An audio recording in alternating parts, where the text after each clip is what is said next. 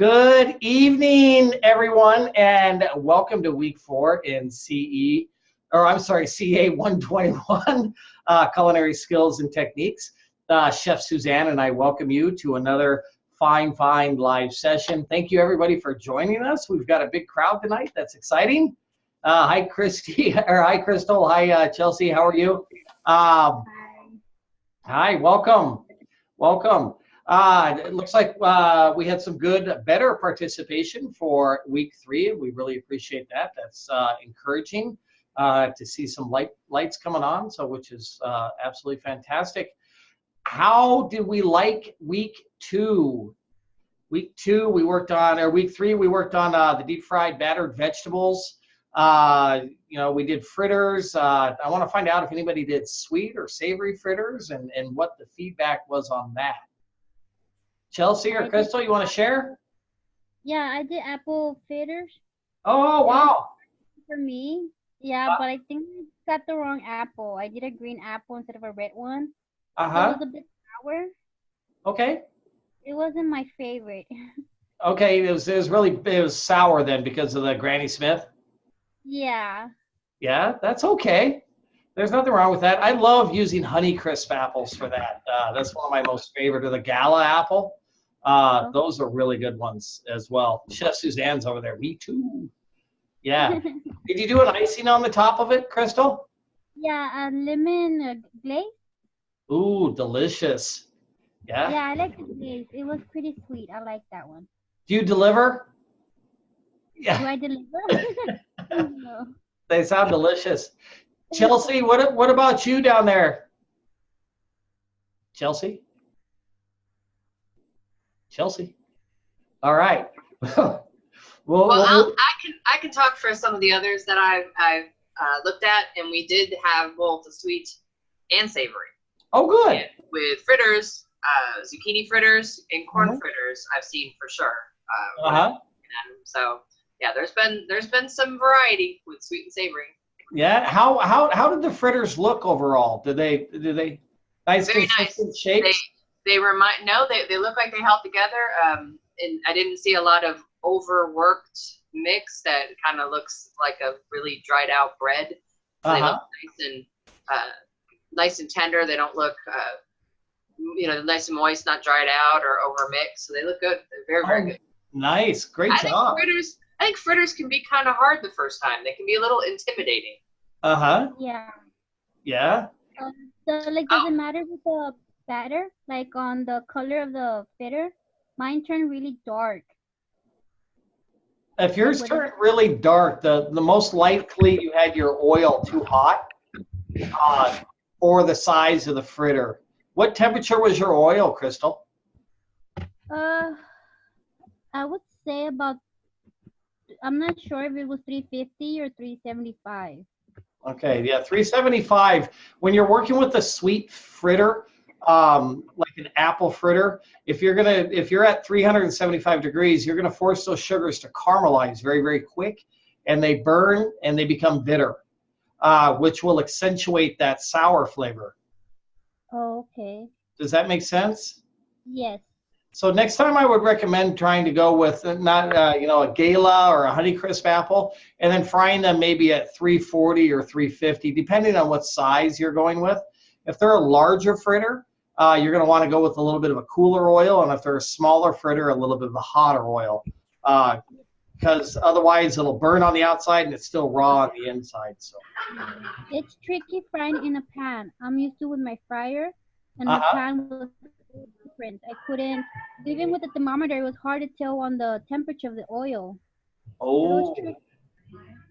Were you using a candy thermometer? Yes. Okay. Yeah.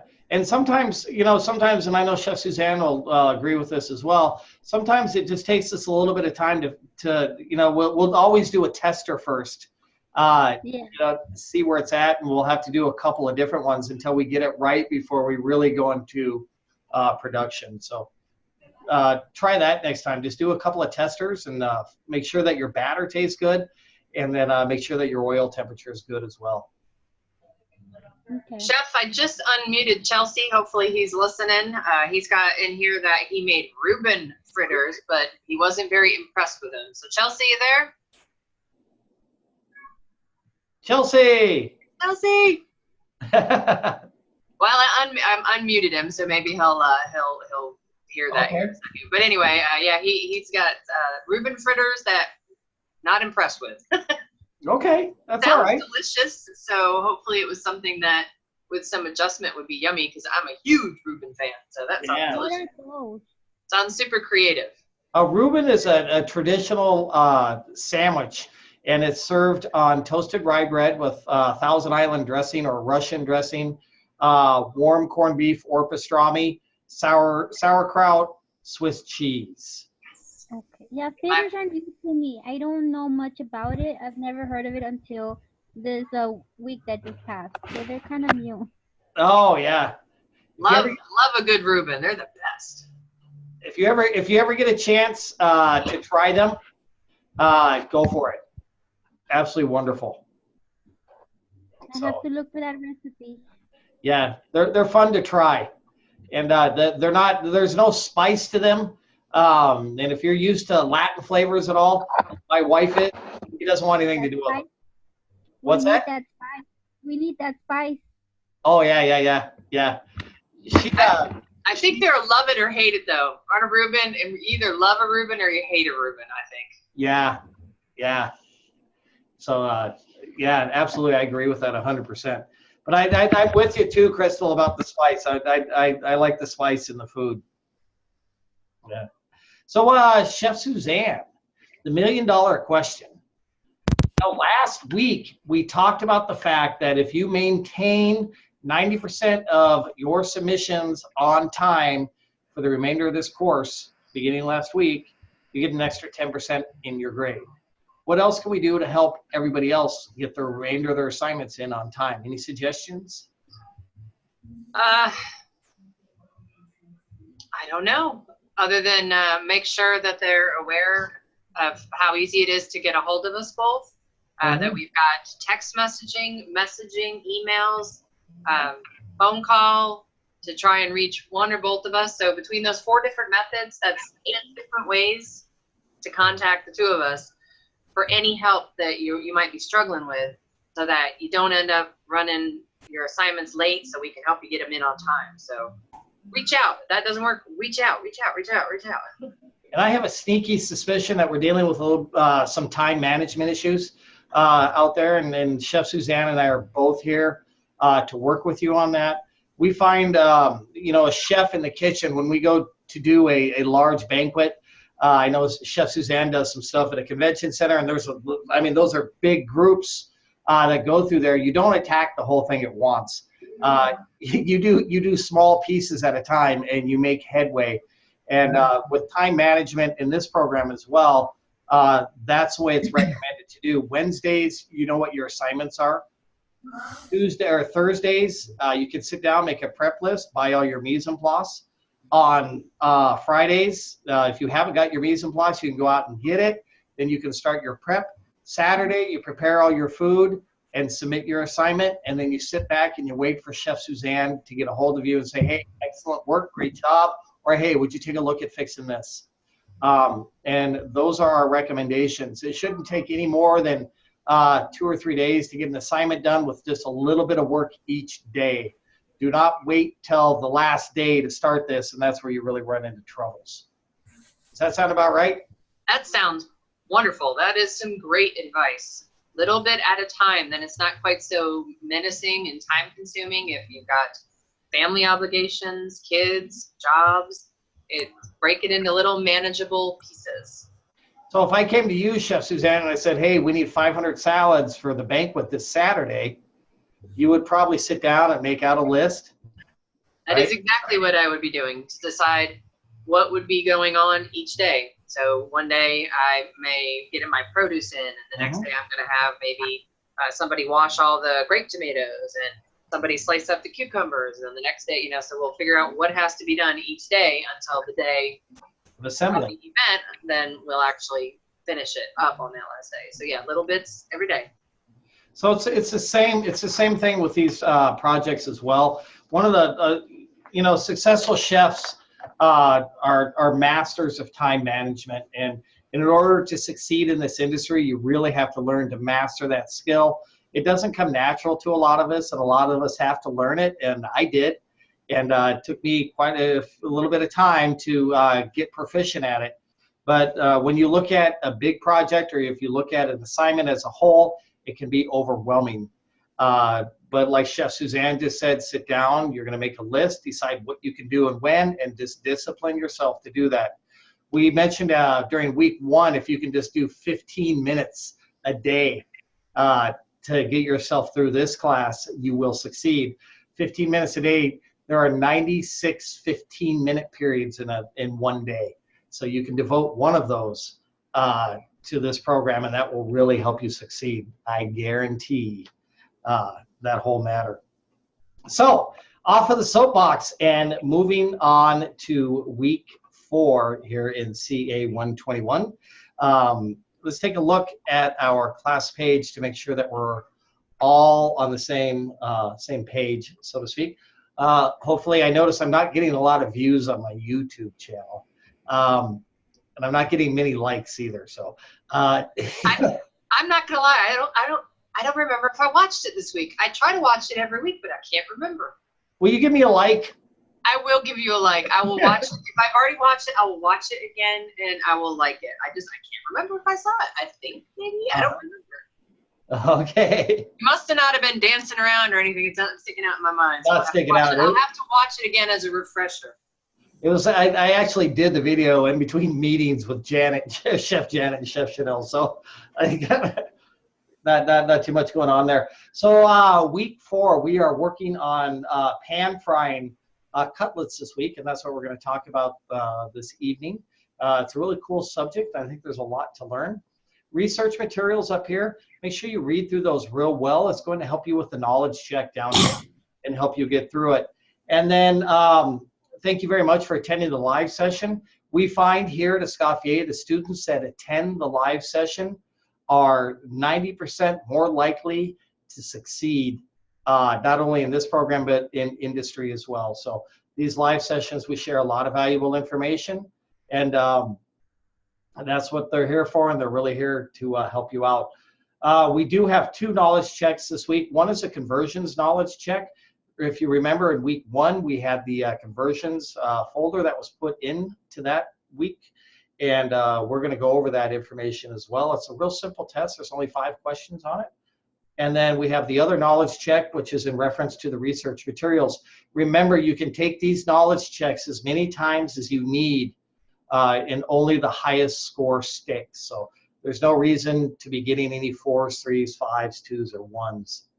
And then down here, our recipe this week, or our assignment this week, is pan-fried breaded cutlets. And you're going to be able to use beef, chicken, pork, veal, or vegetable. And it's going to come, or vegetable, and then it's going to be served with vegetable or starch and choice of sauce. Do we have any questions about that? I think we're all on the same page, right? Ready to get rolling. Well, let's move on to the world of cutlets. They eat a lot of cutlets in your part of town, don't they? In that part of the country? Chef Suzanne? Not as much as you might think. I mean, as far as like your chicken fried steak, absolutely. Absolutely. Breaded pork chops? Yeah, the breaded pork chops. Yes, that is a big deal around here. And then breaded and smothered is kind of a big deal here. Oh yeah. Where when I was growing up, it was smothered. It was just like a fry, just naked sad pork chop with gravy. Here they bread it and put gravy on it. So everything is better breaded with gravy. Is that the definition of smothered? Breaded with gravy? It is. I mean, it is now. Breaded with gravy is way better than just gravy. Everything is better breaded. That crispiness. What we're going to be working on this week, and once again, we're not working with recipes, but we are giving you direction in the research materials. If you read them thoroughly, it provides you with all the directions on how to do this properly. And this evening, we're going to talk a little bit and give you some tricks and tips to help you succeed with this week's assignment. And our ultimate goal this week is to create what we've been referring to over the past couple of weeks is a GBD cutlet, right? Golden, brown, and delicious. So your final product this week will be a nice thin piece of beef, chicken, veal, pork, or vegetable that's been probably pounded out, and we'll talk about that here in a minute, and then has some nice golden, crispy breadcrumbs on it as it is cooked, and then you'll do a gravy over the top of that. Let's take a look at our slides this week, which have some interesting information if I can find them. Ooh. This is probably one of my favorite weeks. I think I say that every week, but this is one of my favorites because I'm a sucker for fried food. But in particular, I love things like veal parmesan, chicken parmesan, chicken cordon bleu. So anybody listening out there in live session land, I'd love to see some of those. Oh, eggplant parmesan, another one of my favorites. For those veggie lovers, I love eggplant parmesan. Oh, that's fantastic. All these are running through my head, and I'm just thinking of all the good things that they could be making this week. Yeah, you're absolutely right. And this is some of the most fantastic food. I would delve into any of these dishes that we're about to look at right now. With this big happy face, I would do it in a heartbeat. So this is something you're going to use quite a bit in industry. Like Chef Suzanne was just talking about, the famous chicken parmesan, or the chicken parmesan, but the eggplant parmesan. And just so you know it, Mexico is the world's largest exporter of eggplant, which is kind of a odd association considering it's not real prevalent in their cuisine, but they do grow more than any other country in the world. So hats off to them. But we also do the chicken parmesan. We do that a lot for banquets, which is a little bit more of a hearty dish, so it holds its heat really well. It's got that nice golden brown coating on it. It's also a lot of ease and convenience for us because we can just drop it into our fryers, cook it off, and then serve it. And then Chef Suzanne was mentioning the chicken parmesan, which is just a classic dish. But the extent of this dish is limited to your imagination. So you can really go anywhere with it and have as much fun. Chef Suzanne was just mentioning about her neck of the woods, her part of the country, and they do, I would assume, and stop me when I'm wrong, but a little bit more of classic Southern things where they smother it with gravy. They do the pork chops, and those are breaded items. Breaded and covered with gravy. You just cannot be breaded and covered with something. Sauce, gravy. Onions, mushrooms, you can't beat it. In other cuisines, we just talked about the eggplant parmesan. It's breaded, it's crispy, and then they smother it with the tomato sauce and mozzarella cheese. So, no matter where you're at on this globe, they're going to be serving some form of it. Let's talk about our slides here real quick. And then pan frying, it's also referred to as shallow frying. And basically what we're talking about is in reference to a deep fryer that submerges the item into oil. The oil's only going to be about halfway up your actual product when you're cooking. And the big benefit of that is that it allows that steam to escape from the top. Last week we talked about the fact that when we deep frying actually creates steam within the product, and the steam is what cooks the food, and you need to make sure you release it to get that nice crispy GBD look on it. And then the difference between this and sauteing is going to be at a much higher heat and much less oil. Remember we talked about it means to jump in the pan literally, whereas this pan frying or shallow frying is going to be lower temp, more fat, and then it also refers to the product that's going in there, and it's going to traditionally be breaded, but you can also pan fry without the breading as well. So when it comes to pan frying, Chef Suzanne, do you have a favorite skillet? I actually do have a favorite skillet. I love cast iron. I don't use it near as often as I should, but I love it. I love it. I need to use it more often, but it's always seems to be just not ready to use. I'm infamous for kind of just leaving it on the back burner, and then I gotta clean it up, and it's not just easier. But I do. I absolutely love cast iron. We have a skillet named Bob. Bob is one of my best friends. Yeah. And the reason we're talking about skillets are very heavy, thick metal, and traditionally made out of iron. And what the significance is there is that thick, heavy metal holds the heat. So when we add items into our pan, the pan is not going to drop in heat. If you remember last week, we talked about the fact that when you put food into the fryer, if you overcrowd the fryer and add too much at once, it's going to drop the temperature of that oil. And then when that happens, your food is going to absorb that oil and become soggy. So you want to make sure that you maintain your temperature. You're going to hear that a couple of times this evening. It's really super critical to make sure that you maintain an even heat, because otherwise you will burn the food before it gets cooked on the inside, or it'll be in there forever and be soggy. So you've really got to make sure that you work on that. One of the big things about shallow frying or pan frying as well, when you do that, it allows your food to actually make contact with the bottom of the pan, which helps create a crispy surface. One of the keys to success this week, your final product that you present to Chef Suzanne needs to be evenly golden brown on both sides and on the sides and the top, the bottom, the left, the right. It's got to be even all over. And one of the ways that you're going to do that is, number one, you need to ensure that your heat is maintained consistently, right? And then number two, when you put it down on the bottom, it kind of creates that nice golden brown crispiness. But then you also need to make sure that you're turning that food on a frequent basis as well. Don't flip it and walk away and head outside, then come back and flip it 20 minutes later. It's going to be a little discolored on one side. Somebody told me that. Yeah. And then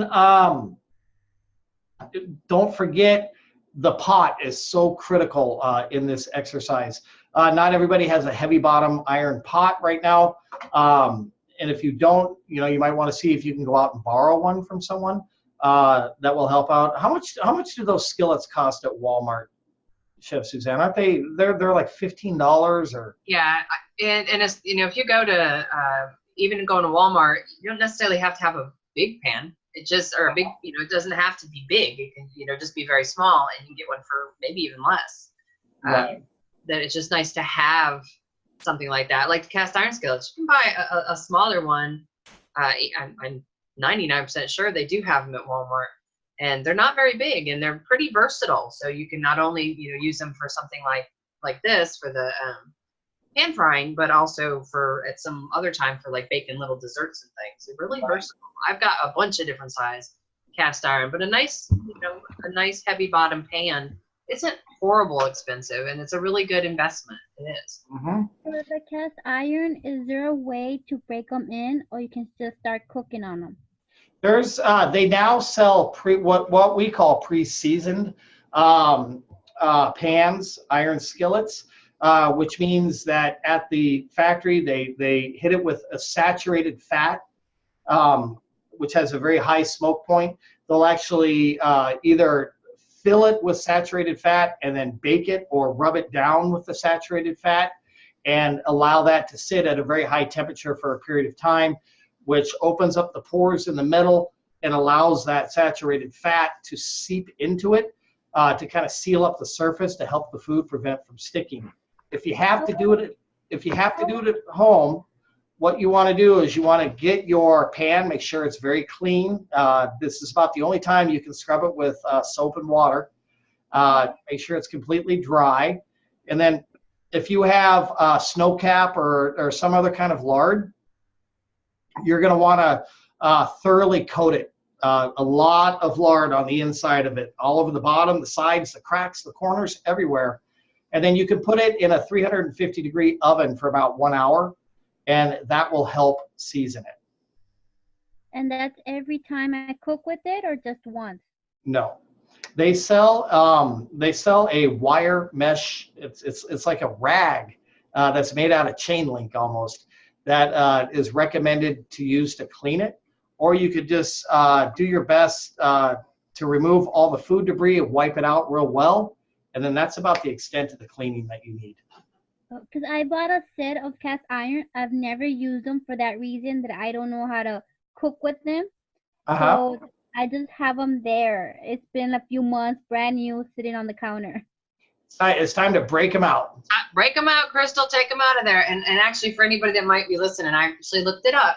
Walmart has a 12-inch cast iron skillet for $9.88 available in the store. They also have a smaller 8-inch that is only $4.82. Wow. So that's a smoking deal. Smoking deal. So Crystal, like we mentioned at the beginning of our live session this evening, and not just you, Crystal, but if anybody's out there and you're trying to season these pans and you're not quite sure how to do it, reach out, give us a call, ask us. Yeah, that's what we're here for. And we'll walk you through the process. Once you start using those cast iron pans, you can do biscuits in them. Eggs are fantastic in there. And then this pan frying that we're doing this week works really well in those. So we can wash them with water and soap after we cook with them? It's not recommended because you're going to remove that saturated fat from the pores. This is kind of the gig. And this is kind of probably a little bit against some of the things you've heard. When you are cooking at the higher heats, such as sauteing, or you're doing your bacon, or you're doing your eggs, that's going to kill any type of bacteria that's in there that any of those foods carry. So we just like to take a paper towel, wipe them out when we're done. You don't want to take them all the way down with soap and water, because what that does is that exposes the iron to the oxygen in the air, and they begin to rust. Okay. That makes sense? Yeah. Okay, and if you get stuck along the way, just make sure you pick up the phone and you say, "Hey, chef, I need help." That's okay. Yeah. Thank you. You're welcome. So we just talked about the fact you need a heavy pot for this. We also talked about the fact that your oil has to be at an extremely consistent temperature throughout this whole process. You're probably talking right around 350 degrees. Most recipes are going to call for. Make sure that you stick to that guideline with your thermometer. Now, going on to breading. I love breading. Yeah, it just makes everything taste better, doesn't it? Yeah. It does. That's why I said I was really looking forward to this particular week, because you just can't beat this.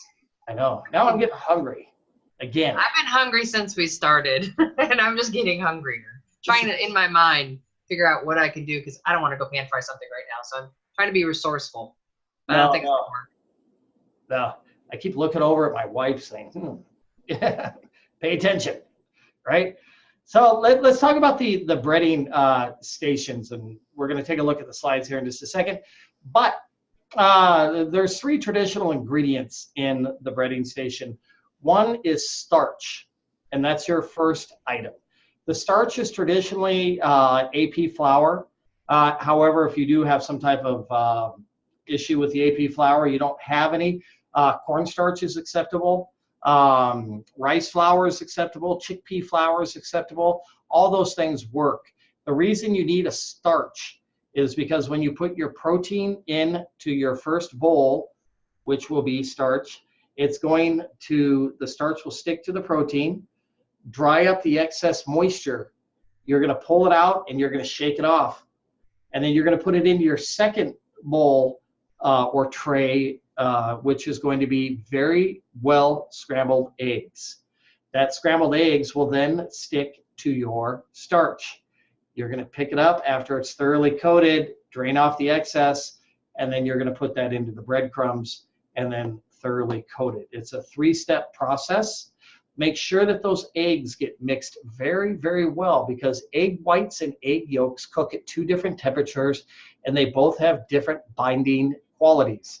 So you want to make... Chef, I just want to, real quick, you called it scrambled eggs, and I just wanted to make sure Mixed. that nobody's like, wait, flour then scrambled eggs? And I just wanted to make sure. Thanks for catching that. You're welcome. But because of modern technology, I think these pictures here will kind of help us out just a little bit. Right here. Perfect. Yeah.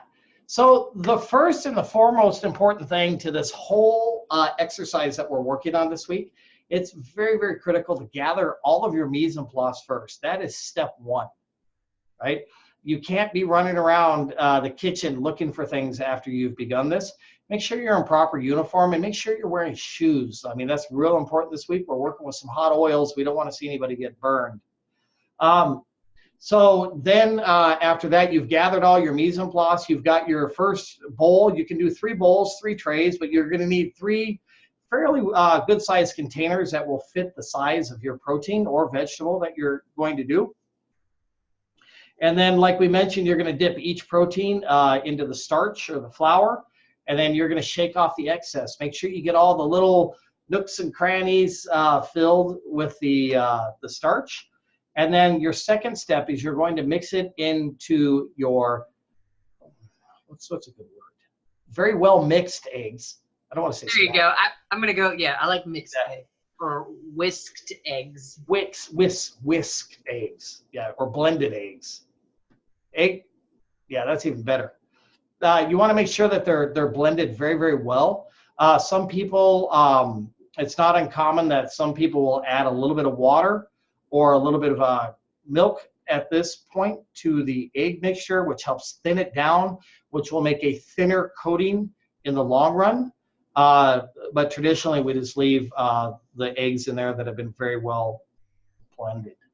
And then you're going to come down here to the third dish, and you're going to make sure that it is very evenly coated with the breadcrumbs. You want to make sure there's no bald spots. Chef Suzanne will reject your assignments for bald spots. Yeah, so that's a critical thing. After you get the breadcrumbs on there, you want to make sure you pack them on a little bit. And it's very, very important at this point that you have a wire rack or some type of apparatus such as that, and you're going to lay out your pieces of breaded protein onto that wire rack. You do not want to stack them, otherwise they're going to become soggy. Or if they're touching each other, you know, some of the breadcrumbs are going to pull apart. So be really, really careful. One of the biggest hints in this whole thing, the biggest key to success, is to make sure that you use one hand for dry ingredients and then the other hand for wet ingredients, right?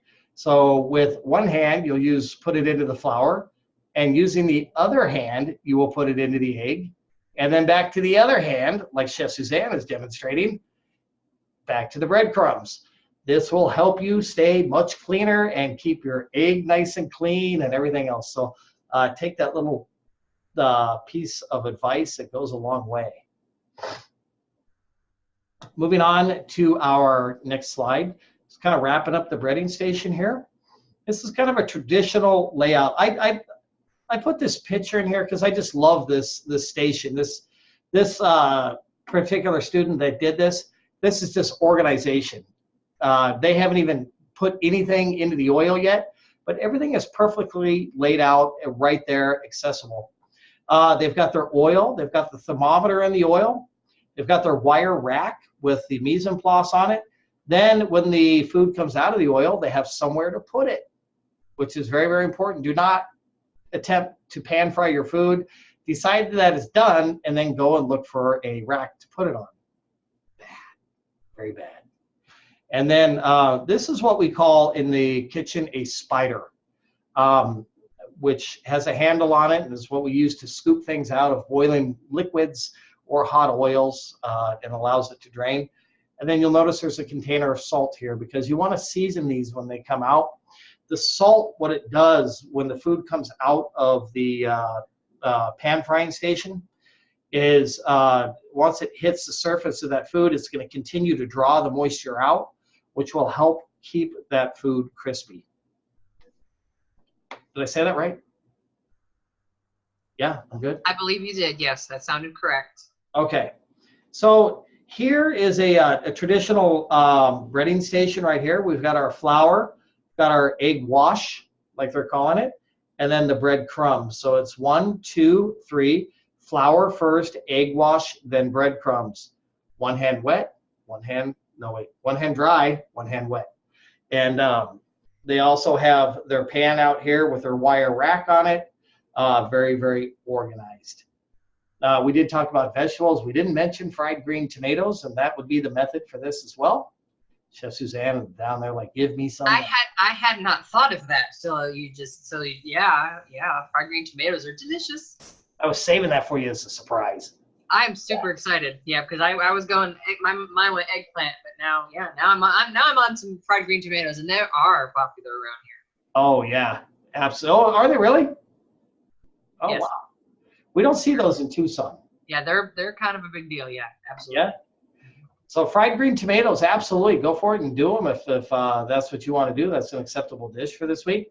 If you take a look at this down here in the bottom right-hand corner of your screen, take a look at this egg wash. It is not blended very, very well. There's still parts of yolk and parts of white in there. And when this person goes to cook their food, some of the breading will come off, some will stick too hard, and because egg whites, egg yolks, they cook at different temperatures, not everything the same. Does anybody have any questions so far? Crystal, you doing okay in there? Yeah, I have a question. Sure, go ahead. For the seasoning, it's only after we can season the flour? Excellent question. Okay. When you get sodium into your oil, it forces the oil to break down quicker and will lower the oil's smoke point. That's one thing. So no, we don't like to have too much seasoning on the exterior of the breaded product. However, you can certainly, and a lot of people do, season the protein itself and then put it into the flour and then into the egg and then into the breadcrumbs. Okay. That would be the best way to do it. Yeah, however, I do my breading so different, like very, very different. This is a new way of doing it. That's okay. what I was asking. Okay. Yeah, absolutely. I guarantee you're probably going to work with a chef at some point in time in your career, and he says, season the flour, right? Or I like to season the flour. You like to season the flour? Yeah, I usually season the flour. I do and I don't. And the reason I don't like to season the flour is because it doesn't tell me how much seasoning I'm putting on my product. And it never gets dispersed evenly. Kosher salt sinks to the bottom. I guarantee when you dump the pan out, you're going to have some kosher salt on the bottom. So it's more, when you season the flour, you're kind of guessing. And when you season the actual product, it makes it a little bit more accurate. Is that right, Chef Suzanne? That's exactly what I was always taught, is that seasoning the product, you can see the seasoning going on the product, so you know that, if you're going to put in paprika, chili powder, salt and pepper in your flour, mix all that together, put it on the chicken, then put the chicken in the flour. Like season it like you normally would if you were going to throw it on the grill, or however you're going to do it. Sprinkle it, then do your breading procedure. And you may find that it actually tastes better because you've got it, like Chef was just saying, properly seasoned, because it's really hard to look in a bowl of flour and tell if I have enough salt because it's the same color. Do I have enough? Is it dispersed evenly? So try it. You're used to making it with seasoned flour. Try it this way. Try seasoning your chicken if that's what you're making. Mm-hmm. Then do the standard breading procedure and see how the flavor might be a little different. Big difference in the final product. Mm-hmm. Absolutely. So moving on. Does that answer your question, Crystal? Yes, it does. Okay, good. So let's take a look at our pan fry and how we're actually going to do this. We kind of need to figure that part out. It's always recommended. We do this for a lot of different kinds of cooking as well, where we'll pull our meat out of the refrigerator a few minutes before, about 20 minutes. It helps it to warm just a little bit, so when it hits the pan, it's going to cook a lot quicker and a lot more evenly versus pulling something out of the refrigerator ice cold, egg washing it, and then putting it into the oil. What happens is that meat remains cold, that protein, then it drops the temperature of your oil down quickly, and then your breading gets soggy. So if you have a thin cutlet that is actually the proper, closer to room temperature, it's going to be a lot more effective in that oil. Before you do this as well, before your protein hits the starch or the flour, you're going to want to make sure that you pat it dry with a paper towel. You don't want to be And number one, you don't want to get your flour all gunked up with all sorts of salmonella and all that kind of stuff and clumps. And then number two, you want to make sure that you're trying to get a nice even coating, not where there's a lot of moisture on one part of the protein and nothing on the other. And so make sure it's real even when you do that. After you've breaded it, you've done the flour, the egg wash, and then the breading. You're going to want to let that product sit for just a few minutes to let it set. And you got to let everybody get happy in there. You got to make sure that flour is stuck to the protein. You got to make sure the egg is stuck to the flour. And you got to make sure the breading is stuck to the egg wash. So let everybody sit, kind of chill out, get to know each other for a bit before you serve dinner. All right. And then a big mistake that a lot of people make is they overcrowd the pan. You want to make sure that it's always recommended you add one piece, let it kind of get going, get happy, add another piece, let it get going, kind of happy. That allows the oil to recuperate to its proper temperature. You're also going to have to be paying attention to your heat source throughout this whole project. If you allow it to sit at one temperature, it's not going to work. You're going to have to be raising your temperature and lowering your temperature to make sure that you're keeping it right at that 350 degrees. So make sure you're conscientious about that. Don't overcrowd that pan. And then always, whenever you do a protein, whether you roast it, whether you saute it, or whether you pan fry, you want to make sure you let it rest for a couple of minutes before you actually serve it. What happens when you cook the protein, it gets, the proteins shrink and they become tight. And when you slice into it, the juices will flow out and your product will be dry. So we want to let those proteins relax for a few minutes before we actually serve it. Don't worry, your guests will be fine. And then a big thing too, like Chef Suzanne had mentioned a little bit earlier, one of the big things that we love about this is that crispy breading coating on the outside, that golden brown delicious coating. If we put it onto a paper towel when it comes out of the oil, that's going to trap the steam that's trying to escape. This is the dry heat cooking method, okay? Frying in oil is dry heat. And so you're going to trap the steam that is coming out of the oil, and that's going to force your product to become soggy. So always put it onto a rack. That's very, very important. Did I get all that? You think so? Oh, there you go. There we go. There I am. Yes, I think that was excellent information. And also, I know you just were talking about letting it rest. And it seems to be against everything we think, that when you are frying food, pan frying, whether it be pan frying, deep frying, you got to serve it right away. No, it's still got to rest a minute, because I think most of us have gotten something that's been deep fried and was like hurried out to us, and you cut it with your fork, and like you said, the juices kind of flow out, so then the meat tastes kind of dry, but the breading tastes soggy because it just, all that juice came out and made it soggy. And that's one of the first things I think about when I get something and it feels too hot. I always go, no, I'm not cutting into that yet. As a guest, I'm not cutting into that yet. It's going to be soggy and dry at the same time. So patience is a virtue, and that's the one of the most important things about using that wire rack when the food comes out, fried food or this shallow pan frying exercise that we're doing, allows that steam to continue to escape, gives a chance to the proteins to relax. So it really pays off in the long run. Any questions so far? Let's go back to our slides.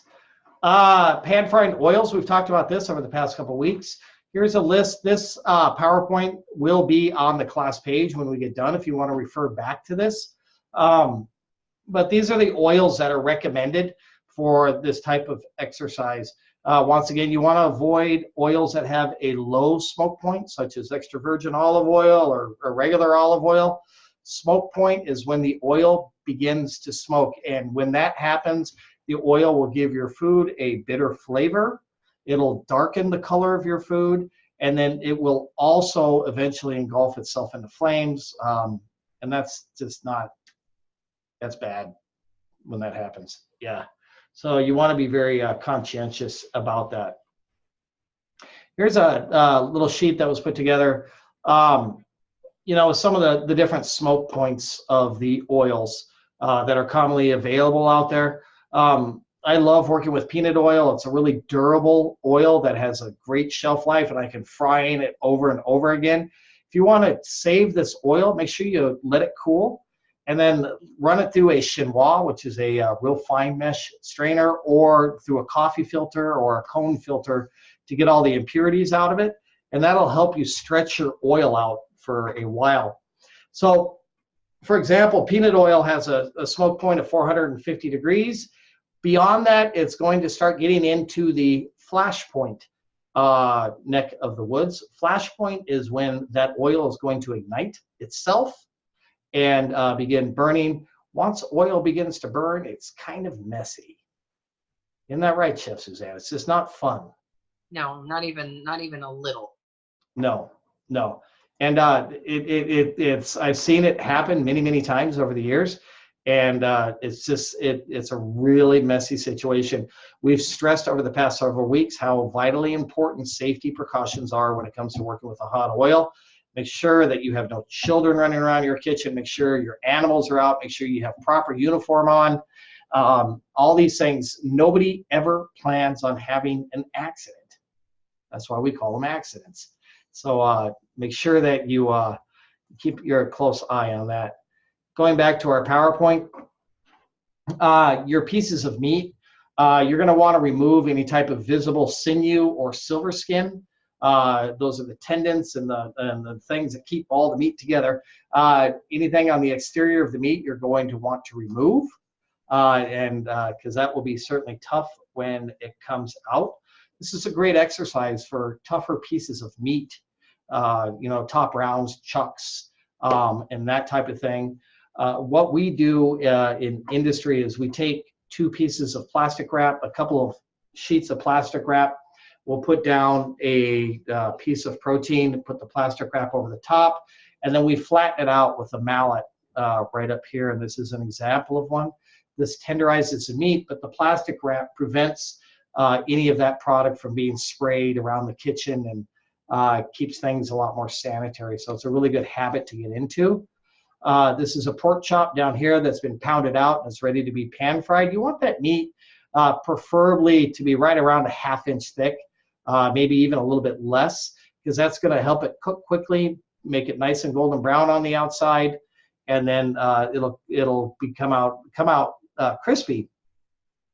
Down here, this little gadget, it comes in a lot of different forms. It's called a Jacarder tool. And it's a bunch of needles that actually go down into the meat and it tenderizes it. I don't like using them because when you perforate meat, you know, the juices come out, so that's not good.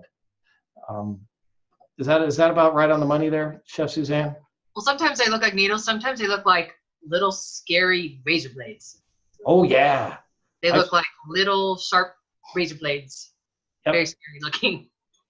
So if you go to the grocery store and you find a great value on top round or a chuck roast or something like that, you can certainly cut. You want to cut maybe a 4-ounce portion, and then you're going to put the plastic wrap over the top, and then you'll, on top of your cutting board, you'll pound it out to about a little bit, a ½ inch or a little bit less is my preference.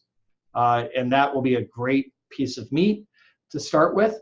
This is the definition to a cutlet here. I mentioned earlier the cutlet's going to be anywhere from 3 to 4 ounces of thinly sliced meat. Traditionally, it's going to be pounded out until the thickness is even. Make sure if you're working with a chicken breast, for example, that you don't have the big wishbone end of the chicken breast, which can be very thick, and then down to the backside of the chicken, which can be very thin. You want to make sure that piece of meat is nice and even, so it cooks evenly.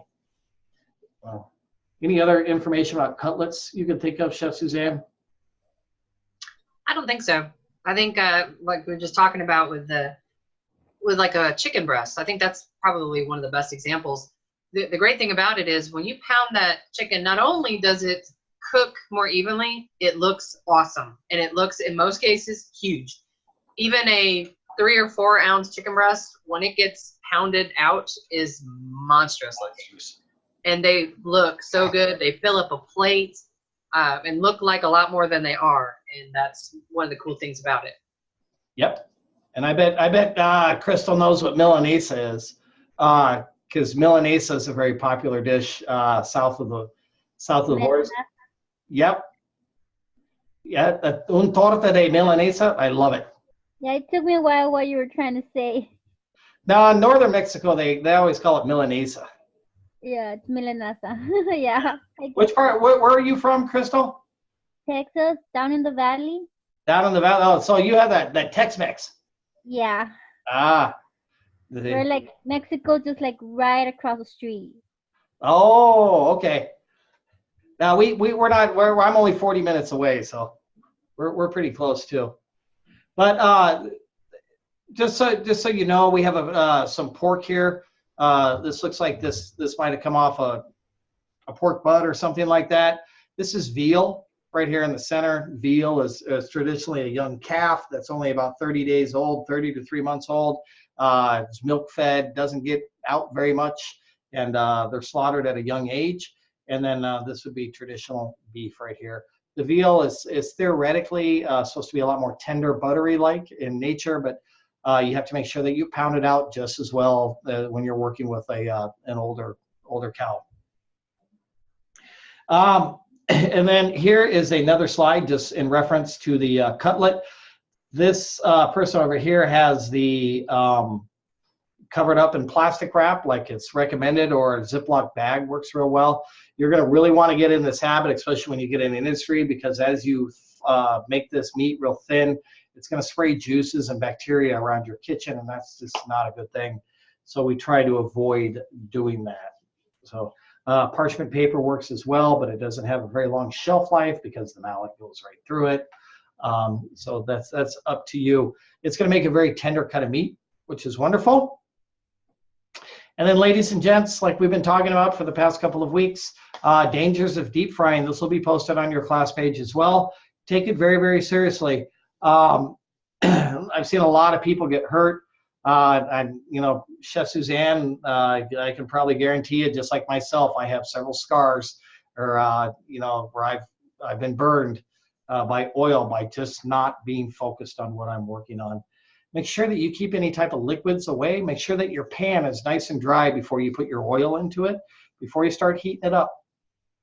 Because once that water's in there, it does not react very well with the oil and begins splashing and causes a lot of problems. Should you engulf into flames, should your oil catch on fire, make sure you kill the source of heat for that fire, sprinkle it down with baking soda. And if that doesn't solve the problem and you've already covered it with a lid, do not cover it with a towel. Do not dump water on it. Make sure you call 911. And if you get engulfed in flames, you should stop, drop, and roll. That's a good thing. That shouldn't happen, though, ever. Yeah, let's hope we don't get to that point. It'll never get to that point. It's good to know. Yeah, that could be an unfortunate circumstance. We don't want to see anybody going through that. Do not send any pictures to Chef Suzanne of any, charred structures or anything like that. We don't want to see it. I will cry. I really will. Please don't do that.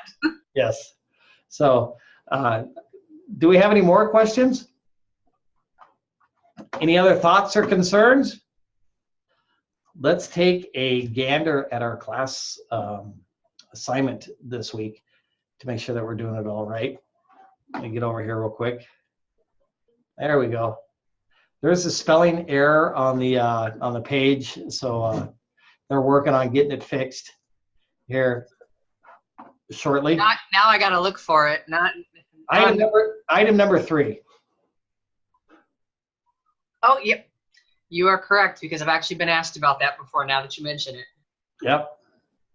So they are in the process of working on that. We have our best IT staff on it, and they're putting it together. So they're getting it taken care of. So like we mentioned at the beginning of this talk, our ideal product, what we're trying to get to this week, is a nice, evenly pounded, thin cutlet. We talked about what a cutlet is. We talked about the breading with the flour, the egg wash, and the breadcrumbs. Once it comes out of that oil, nice, evenly golden brown, that oil will only want to be about halfway up in the pan, right around 350 degrees. But these are the requirements for this week's assignment. Just like we do with all of our assignments, make sure you have your self-identification photo. And everybody should be holding up 4 fingers this week, just to make sure that it's we just need to know the date for chronological reasons and that type of stuff. And then a picture of your mise en place demonstrating a proper station setup. We took a look at what a nice station looks like a few minutes ago on one of the slides. Sanitation bucket and test strip demonstrating proper concentration. You know, that 50, or that, what is it's 100 parts per million or 50 parts? I think it's the 100 parts per million. Isn't that the one they have? Yeah, the purplish color. Yeah, and it's extremely critical. Once you get into industry, you're going to see our friends from the local health department that come by, and they're going to give you a big hug and check your test strip. So make sure that you know what you're talking about when you're doing it. Your other photos that are going to be taken this week, you don't have to take a photo of the drawing. You can actually submit a doc. Is that okay if they submit a doc for that? That's fine. However they want to send the plated dish. Some people get creative and do it on a piece of paper, take a picture of it. Some do a doc, some have even gotten fancy and using like paint programs and that sort of thing that they've drawn on their computers. Whatever works. Cool. Any of them is acceptable. You can draw it out, take a picture of it, and submit it with your other photos if you like. Diagrams are extremely important, especially in industry. I'm sure if you're doing a very large banquet, the chef will just hand you a diagram of how he wants the food. He cannot stand there and tell every single person, so make sure you do it. Then you're going to take a picture of your breading station, and then your vegetable or starch cooking. That is up to you this week. Whatever you choose, vegetable or starch, O-R, starch. Cooking, whatever you want to do. You can do a rice pilaf, mashed potatoes. I think, go fantastic with this. Whatever you choose. Your sauce. Chef Suzanne was giving you some good hints at the beginning of the class about talking about it being smothered with gravy. All that type of stuff is fantastic. We also talked about Parmesan, eggplant Parmesan, which is done with a red sauce, or chicken Parmesan with a red sauce. That'd be perfectly acceptable as well. So you're going to have to do a little bit of research to find your recipes this week. Flattened cutlets, breaded cutlets, cutlets cooking, seasoned and draining cutlets. That's the part we've been talking about on the wire rack. And then finish dish with garnish. Your garnish should complement your plate. Your garnish should not overpower your food. It should enhance the appearance of your food. You should have height, color, and texture on the plate like we talked about. And then narrative. Oh my gosh, that narrative is so important. You're going to get so tired of it, but when you get into industry and you start working, you're going to think, oh my gosh, they were so right. So, did I forget anything on there, Chef Suzanne? You did not. Just going forward, making sure everybody, when you're getting ready to, before you even start your mise en place, double check this page to make sure that you know exactly what you need to have images of. Because as in pretty much every cooking method, it's really hard to go back if you forget 3 photos without having to start the recipe all over again.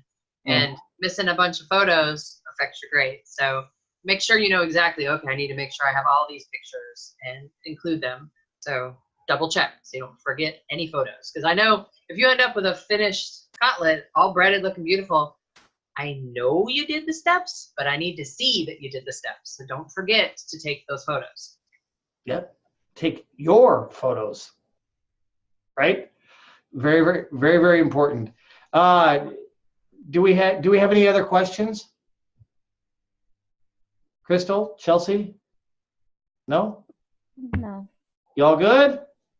Make sure, ladies and gentlemen, that if you have any questions, to reach out and talk to us. We're here to help you. Your success is a huge priority for us, and we're here to help you along the way. So we look forward to hearing from you, and make sure that everybody gets your assignments submitted on time this week. Please, we want to see all of the assignments submitted before Tuesday at 11:59 p.m., but the ideal time is no later than Saturday. So other than that, I hope everybody has a great week. We look forward to speaking with everybody, and take care.